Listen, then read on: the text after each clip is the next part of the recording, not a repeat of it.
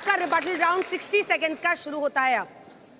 जब इतिहास की बात करेंगे तो 1948 में जब उस वक्त पूरे यूरोप में यहूदियों पे जुल्म हो रहा था, जब हिटलर उन पे बम बरसा रहा था, गैस चेंबर में डाल रहा था, तो पूरी दुनिया में कहीं जगह नहीं मिली। फिलिस्तीन के लोगों ने अपनी घर, अपनी जमीन दे करके उनको वहां बसाने का काम किया 1948 के बाद। फिर आपने क्या किया? उन्हीं फिलिस्तीनियों को उनके अपने घर से निकाल करके आपने बेघर कर दिया, उन पे बम बरसाए, वेस्ट बैंक पे कब्जा कर लिया। आज आधे से ज्यादा फिलिस्तीन कब्जा करके आप उस पर बैठ गए और आप कहते हैं कि हम चौधरी और हमारे पास। तो क्या ये बताइए आपका मानव अधिकार कहां जाता है जब आप अल अहलिया अरब हॉस्पिटल, अल शिफा hospital, Indonesian hospital, Al Quds hospital, Al Amal hospital, Turkish फलस्तीनी hospital, Jordan field hospital, Al Awda hospital पे बम बरसा के उन बच्चों को 27,000 बच्चों को मौत की नींद सुला रहे थे? तब आपका मानव अधिकार कहां गया था? इसलिए बताइए, क्या इन फिलिस्तीनियों को जीने का अधिकार है या नहीं है? है ना? तो है, तो इसलिए उनके लिए जो भी लड़ेगा हम उनका साथ देंगे। ईरान भी मजबूत है भाई। आज तो जबरदस्त मुकाबला हो रहा है। देखते हैं अब बच्चों के सवाल। आप दोनों अपनी जगह पर जा सकते हैं। प्रोफेसर मैम आप आ जाइए और रशीदी जी आप आ जाइए। बच्चों से एक एक सवाल लेंगे, तीनों हिस्से से एक एक सवाल लेंगे। जिसको जो सवाल पूछना है पूछे और ये आंसर करेंगे। यहाँ से कौन पूछेगा सवाल? तय कर लिया आपने? आप ही पूछ रहे हैं, आए। यहाँ पे ईरान और इजराइल के युद्ध में भारत अपने हितों की सुरक्षा सबसे महत्वपूर्ण है, तो ये करनी जरूरी है, ना कि उनके सही गलत कौन है, कि अग्रेसर अग्रेसिव कौन है, प्रॉक्सी वॉर क्या है। हमें भी पता है कि प्रॉक्सी वॉर हम बहुत सालों से झेल रहे।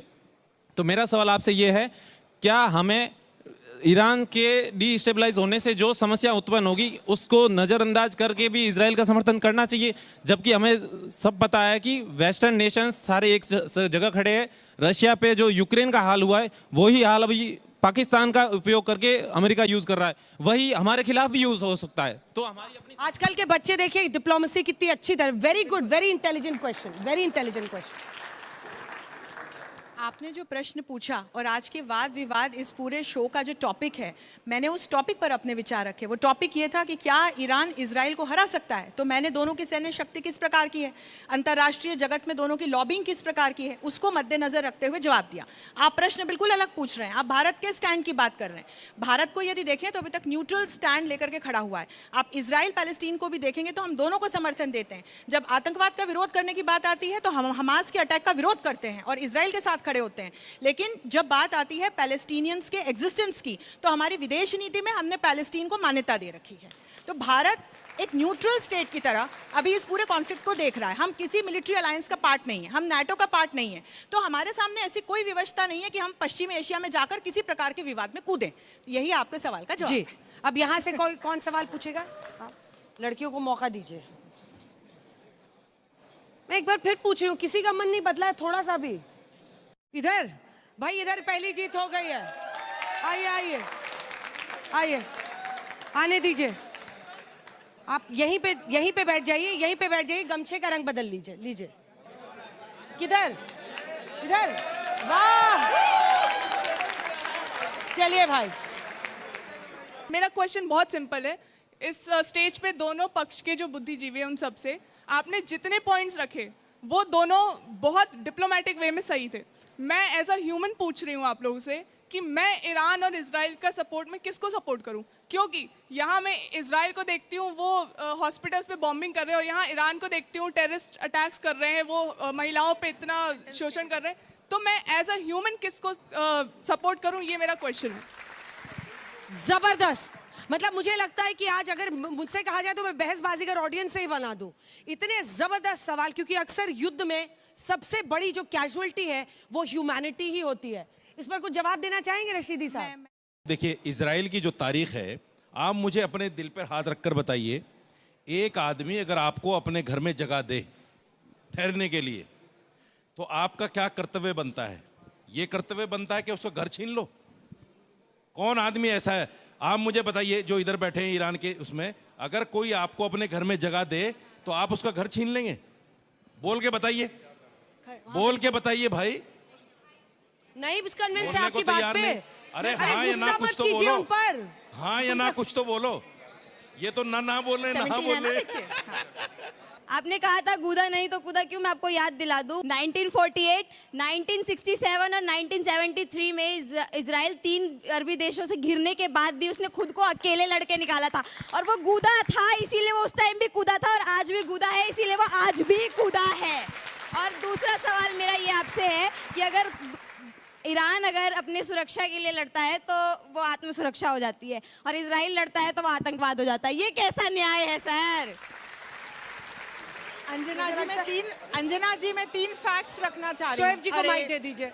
मैं प्लीज, मामला बहुत गर्म हो चुका है, मामला बहुत गर्म। अंजना अपनी जी, बहन मैं का 3 जवाब facts रखना बहुत चाह अच्छा रही हूँ, सवाल please। पूछा आपने, बहुत बहुत शुक्रिया। देखिए, जो आपने कहा कि इजराइल जो है वो कूदता है और जिगरा रखता है, वो अगर अपना जिगरा रखता तो कभी भी अमेरिका के अंदर उसकी प्रो लॉबी जो है वो उनसे मदद नहीं मांगती। आज अगर अमेरिका यहाँ से इजराइल को वार के वेपन्स और बिलियंस ऑफ डॉलर्स देना बंद कर दे तो इजराइल घुटनों पे आ जाएगा। ये सच है या नहीं? अगर यहाँ 1966 में भी और उससे पहले जितने भी अरब नेशंस के साथ युद्ध हुए हैं, हर जगह America as a proxy Israel को युद्ध में भेजता रहा। अब आप ये कहते हैं कि यहाँ से कि भाई हम ईरान के बारे में, एक बात बताइए, हमारे देश पे अगर कोई कंट्री हमला करेगा तो हमें राइट टू डिफेंड है या नहीं है? तो वही राइट टू डिफेंड तो ईरान के पास भी है ना। ईरान के नागरिक, जब इजराइल ने अभी हमला किया तो ईरान के 700 से ज्यादा नागरिक मारे गए। हर कंट्री को हक है अपने नागरिकों की हिफाजत करना। आज जो इजराइल बम बरसा रहा है तब आप रोने लगे कि यहाँ से 300 मिसाइलें डाल रहे हैं, 400 मिसाइलें डाल रहे हैं। अरे ईरान के पास गुदा है, उसके पास दम है। मैं कुछ छोटे छोटे फैक्ट्स आप सभी के साथ साझा करना चाहती हूँ। पहली बात तो किसी ने भी यहूदियों को वहां पर खैरात में जमीन नहीं दी। जिसने एंशिएंट हिस्ट्री पढ़ी होगी, वो प्रॉमिस लैंड था उनका, वो उनका प्रॉमिस लैंड था। अगर मॉडर्न हिस्ट्री में आए तो 1917 के बाल्फर अग्रीमेंट के बाद यहूदियों के लिए एक सुरक्षित स्थान ढूंढने के लिए वो उनका प्रॉमिस लैंड था। इसलिए आज जहां इजराइल है वहां पर यहूदियों को बसाया। Let me complete, please let me complete. दूसरा फैक्चुअल करेक्शन ये कि बार बार यहाँ इजराइल को अग्रेसर देश बोला जा रहा है। 7 अक्टूबर की दरमियानी रात किस आतंकवादी संगठन ने इजराइल की महिलाओं और बच्चों पर हमला किया था, आप मुझे ये बताइए। तो इजराइल कहां से अग्रेसर देश हो गया? और जब ईरान, हुतीज, हिजबुल्लाह और अन्य प्रॉक्सीज के माध्यम से इजराइल पे हमले करवाता है, फंडिंग करता है, इक्विपमेंट देता है, अपने ट्रेनिंग करवाता है आतंकवादी संगठनों की, तो फिर आप बताइए कि अग्रेसर ईरान हुआ या अग्रेसर इजराइल? Thank you ma'am. आप दोनों आ जाइए। बिशंबर दयाल साहब और बोल नहीं पाए हैं फैज खान साहब। सर, एक तरफ ईरान दावा करता है कि वो आतंकवाद के खिलाफ है, फिर हिजबुल्लाह और सीरिया जैसे आतंकवादी संगठनों को मदद करता है। क्या ये प्रॉक्सी वार नहीं है? देखिए, अमेरिका ने सारे उग्रवाद को सपोर्ट किया, लेकिन जब अमेरिका की धरती पर उन्होंने अटैक किया 9/11, तो क्या हमने कहा कि ये अटैक ये हर रोज सपोर्ट कर रहा था? ये जितनी उग्रवाद फैला है अफगानिस्तान में, पाकिस्तान में, जो तंजीमें हैं, इनकी शुरुआत तो अमेरिका ने की थी ना।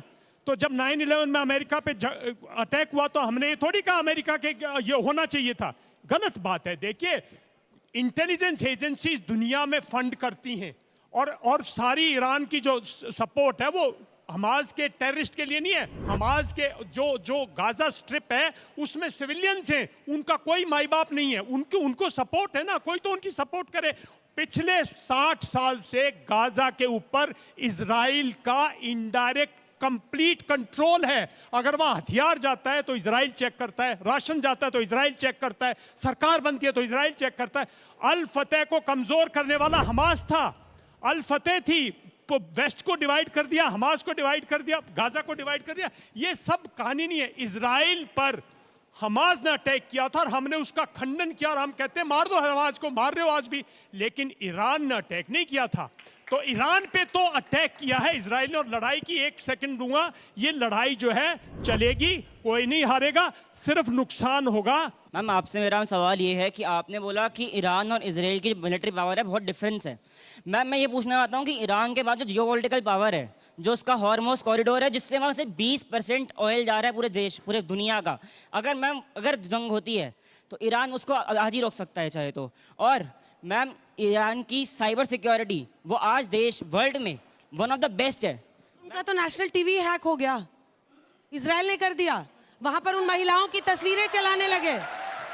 उनके नेशनल टीवी पे उस आंदोलन की तस्वीर चलने लगी जहां हिजाब पर औरतें आंदोलन। बाल कटा रही थी। हिजाब क्यों? आंदोलन। क्योंकि उनको हिजाब पहनने के लिए मजबूर किया जा रहा था। Your question stands answered, but आपके पास मैं एक सवाल आपके बच्चों के बिहाफ पर पूछना चाहती हूँ।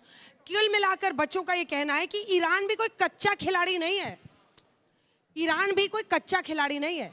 इजराइल के भी नाको चने चबवा रहा है वो इस वक्त। और जब उन्होंने सोचा तो उन्होंने जो कि बीरशेवा की वो बात भी कर रहे थे, वहां पर भी अगर हॉस्पिटल पर उन्होंने हमला किया तो दिखा दिया है कि आपका आयरन डोम भी हम भेद सकते हैं अगर चाहे तो। ईरान कोई कच्चा खिलाड़ी नहीं है। अच्छी बात है कच्चा खिलाड़ी नहीं है, लेकिन हमको सबसे पक्का खिलाड़ी भारत को ही बनाना है। इस बात को ध्यान रखना है और भारत का हित किसमें है इस बात को हमें सोचना है। और फिर से कह रहा हूं, व्हाट्सएप वाला फेक नैरेटिव यहां पर ना चलाएं।